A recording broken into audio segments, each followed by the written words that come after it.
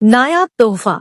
दोपहर ऑफिस से लौटकर शांभवी दबे पांव अपने घर में घुसी, यह सोचकर कि अभी पापा आराम कर रहे होंगे कि तभी रोने की आवाज सुनकर चौंकते हुए लगभग दौड़ती हुई वह उनके कमरे के अधभिड़े दरवाजे के सामने पहुंचकर ठिठक कर रह गई। भीतर पापा बिलखते बुदबुदा रहे थे, देवकी, तुम मुझे छोड़कर क्यों चली गई? इतना भी नहीं सोचा कि मैं तुम्हारे बिना अकेले कैसे पहाड़ सी जिंदगी काटूंगा? पापा की यह हालत देख शांभवी का कलेजा मुंह को आ गया और वह तुरंत भीतर गई और उनके हाथों को थाम बोली, पापा, पापा, होश में आइए। आप यूं हिम्मत हारेंगे तो मैं कैसे जीऊंगी? दोनों बाप बेटी बहुत देर तक माँ के गम में आंसू बहाते रहे। बस तभी से उसके अंतर्मन में तीव्र विचार मंथन चल रहा था। अभी 2-3 महीनों से जब से पापा रिटायर हुए हैं, बेहद उदास रहने लगे हैं। माँ के सामने कितना खुश रहा करते थे। 2 बरस पहले उनके अचानक बेकाबू कोरोना से चले जाने के बाद से दिनोंदिन एकाकीपन की अंधी खो में धंसते जा रहे हैं। वह स्वयं एक एमएनसी में उच्च पद पर कार्यरत थी। सुबह 9 बजे की घर से निकली, रात के 7 बजे थकी हारी घर आती।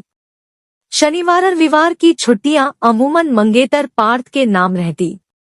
तो पापा को कैसे सामान्य करे वह? रात भर वह बेहद उद्विग्न रही कि तभी तड़के ही उसकी करीबी सहेली ने उसे शाम को अपनी उम्रदराज विधवा मौसी की शादी के लिए निमंत्रित किया। उसकी मानसिक कशमकश को ठहराव मिल गया। अगर वह भी पापा की दूसरी शादी करवा दे तो? पापा शुरू से ही एक अंतर्मुखी किस्म के शांत और मितभाषी शख्स थे। उनकी जिंदगी पत्नी और बेटी पर शुरू होती और वहीं खत्म हो जाती।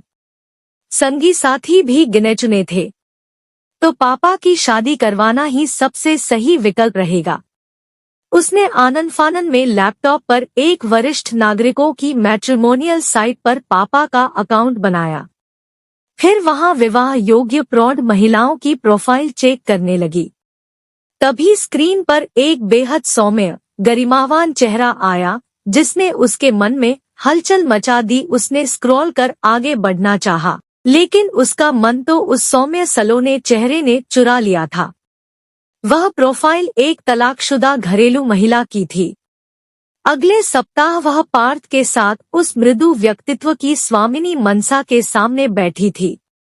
वह गाहे लंच के समय मनसा के घर उसे जानने बूझने के उद्देश्य से चली जाती। मनसा को भी शशिकांत जी का प्रोफाइल अच्छा लगा। संयोग से पार्थ के ऑफिस की एक सहकर्मी के कोई करीबी रिश्तेदार ठीक मनसा के घर के सामने रहते थे। उनसे उसके सहृदय, उदार व सहयोगी स्वभाव के बारे में सुनकर शांभवी जल्द से जल्द उन्हें अपनी मां बनाकर अपने घर ले आने को लालायित हो उठी। लेकिन अब पापा को दूसरी शादी के लिए कैसे मनाए, यह चिंता उसे खाए जा रही थी। अगले ही दिन उसे अपनी इस उलझन का तोड़ भी मिल गया। उस दिन पार्थ के माता पिता 6 माह बाद उन दोनों की शादी की तारीख पक्की कर चले गए। उनके जाते ही शांभवी ने पापा को अपना निर्णय सुना दिया। पापा, मैं शादी तभी करूंगी जब पहले आप शादी करेंगे। शादी के बाद हम दोनों को फ्रांस और इटली घूमने जाना है। इधर प्रमोशन के बाद मेरे और पार्थ के अमेरिका के भी कई चक्कर लगने वाले हैं। आपका ब्लड प्रेशर हमेशा हाई रहता है। ऐसे में आपको अकेला छोड़कर शहर के बाहर जाने की सोच भी नहीं सकती। इसलिए अब आपको शादी करने का फैसला लेना ही पड़ेगा। क्या पागल तो नहीं हो गई हो? अब इस उम्र में शादी? यह क्या उलझुल बातें कर रही हो? इस पर शांभवी ने उन्हें मनसा के बारे में सब कुछ बताते हुए कहा, पापा, वह आपके लिए एकदम आइडियल साबित होंगी। आप एक बार उनसे मिलकर तो देखिए। लेकिन शांभवी के पिता ने मात्र एक वाक्य से उसकी बातों को खारिज कर दिया कि वह हरगिज दूसरी शादी की सोचेंगे तक नहीं। उसे पिता को मनाते मनाते पूरा 1 माह होने आया, लेकिन वह टस से मस न हुए। उस दिन उसने पार्थ को घर बुला लिया और पापा से कहा, पापा, अगर आप अपनी दूसरी शादी के बारे में नहीं सोचेंगे तो मैं भी शादी नहीं करूंगी। इस निर्णय में पार्थ भी मेरे साथ है। उन दोनों ने एक ही सुर में उन पर दबाव बनाया कि वह बस एक बार मनसा आंटी से मिल ले। बेटी और भावी दामाद के सामने शशिकांत जी की एक न चली और विवश होकर उन्हें मनसा से मिलने की स्वीकृति देनी पड़ी। मनसा आंटी का मधुरभाषी मीठा स्वभाव शशिकांत जी को प्रभावित करे बिना नहीं रहा। समय के साथ वे दोनों बहुत अच्छे मित्र बन गए। मनसा और शशिकांत जी की दोस्ती हुए कुछ माह होने आए। शांभवी के विवाह की तारीख नजदीक आती जा रही थी।